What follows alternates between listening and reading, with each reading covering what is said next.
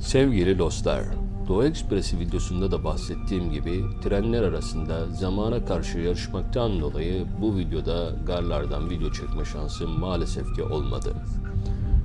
Tren yolculuğumu, rötarları ve zamana karşı yarışımı size bu şekilde sesli olarak anlatmak istiyorum. Görmekte olduğunuz görüntüler yüksek hızlı trenden çektiğim görüntülerdir. En sonda da Halkalı Kapıkule arasında gece çektiğim bir bölüm olacak. Van Gölü Ekspresi çok fazla rötar yapıyor olsa da Doğu Ekspresi'nde daha tahammül edilebilir bir rötar söz konusu. Buna rağmen Ankara Gar'a 1,5 saat rötar ile varınca yüksek hızlı tren garına geçtiğim gibi trene binmek durumunda kaldım. X-Ray'den geçeceğin kapıyı ara ve bul derken inanın ki video çekmeye bile vakit kalmadı. Ben İstanbul-Ankara arasını Ankara Ekspresi ile yapmıştım. Bunun nedeni hem geceyi trende geçirmek hem de bu nostaljik hattı kullanmak hem de hızlı tren ile arasındaki farkı görmek istememdi. Ankara-İstanbul arasını ise yüksek hızlı tren ile gerçekleştirdim. Yüksek hızlı tren 250 km hızlara kadar çıkıyor ve İzmit'e kadar oldukça hızlı. Lakin İzmit'ten Söğütlüçeşme istasyonuna kadar emin olun oldukça sıkıcı geçiyor. Hızlı trenin Marmara Ray ile karşılaşmasından sonra ise hız tamamen duruyor ve metronun sizden hızlı olduğunu gözleriniz ile görüyorsunuz. Burada benim fikrim acele işi olanların Marmara Ray ile karşılaşılan ilk durak hangisi ise o durakta inip Marmara Ray'a geçmeleri daha mantıklı olacaktır. Bunlarla birlikte zaman zaman sinyal nedeniyle beklemeler yaşanıyor. Bu beklemeleriyle birlikte sanıyorum 20 dakikalık bir rötar yaşadık. Aslında hızlı trenden beklenilen zamanında ve rötarsız bir yolculuk ise de maalesef ki öyle olmuyor. Söğütlüçeşme'ye vardığım zaman koşar adım Marmara Ray'a bindim ve son durak Halkalı'ya doğru hareket ettim. Bir gözüm saatte, bir gözüm ise dışarıda, havada, bulutlardaydı. İstanbul'a yağmur yağıyor. Yollarda trafik berbat. Yollarda berbat olur da metroda olmaz mı? Marmara Ray'da üst üste anonslar.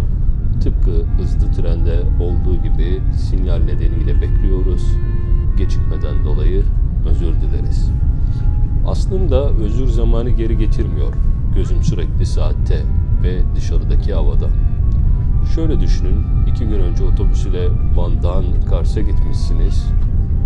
Bir tam günü Kars-Ankara arasında trende geçirmişsiniz. Ardından hızlı trenle İstanbul'a varmışsınız. Artık son durak Trakya hattına geçmek istiyorsunuz. 30-32 saattir trendesiniz. Metrodasınız ve inanılmaz bir yorgunluk hakim. Halkalı'daki trenin kaçması inanın ki hiç mümkün değil. Lakin tekrar geri yeni kapıya dönmek ve otogara geçmek zorunda kalmak inanın ki korkunç. Demir yolları karşıdan gelen treni beklemiyor. Ankara'dan gelen trenin rötar yapması onları ilgilendirmiyor ve tam saatinde kalkacak. Bu nedenle Marmara Ray'da son durağa gelmeden üstümde ne kadar eşya varsa montun ceplerine doldurdum ki X-Ray'den geçmem daha kolay olsun.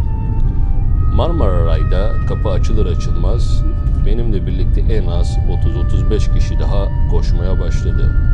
Yürüyen merdiveni kullanan bile yok.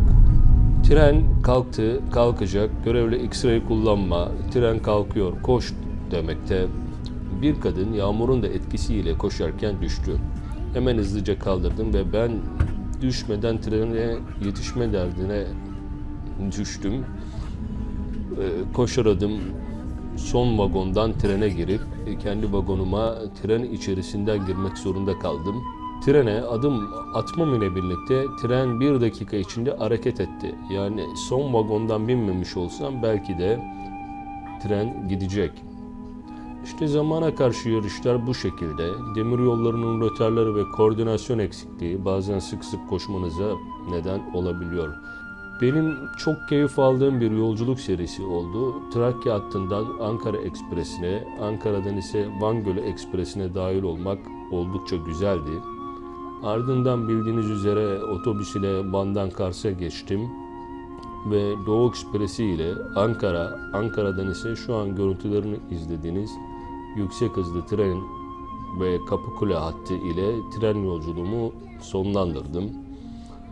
Bence manzara anlamında Van Gölü Ekspresi daha iyiydi. Lakin Doğu Ekspresi de oldukça güzel. Bundan sonraki yolculuk serimiz Mısır'a olacak.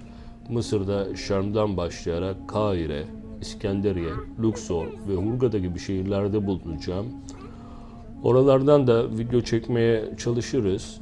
Yeni videolarda görüşmek dileğiyle selamlar ve sevgiler.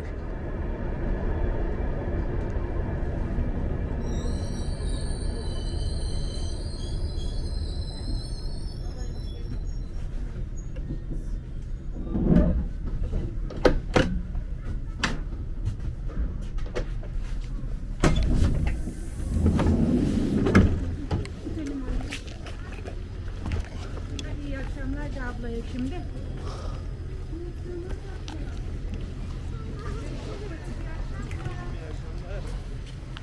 Trendeki 38. saatimizi de böylece doldurduk. Kars'tan buraya geldik. Ankara Ekspresi, Van Gölü Ekspresi, ardından işte böyle Kars falan derken bitti. Hoşça kalın.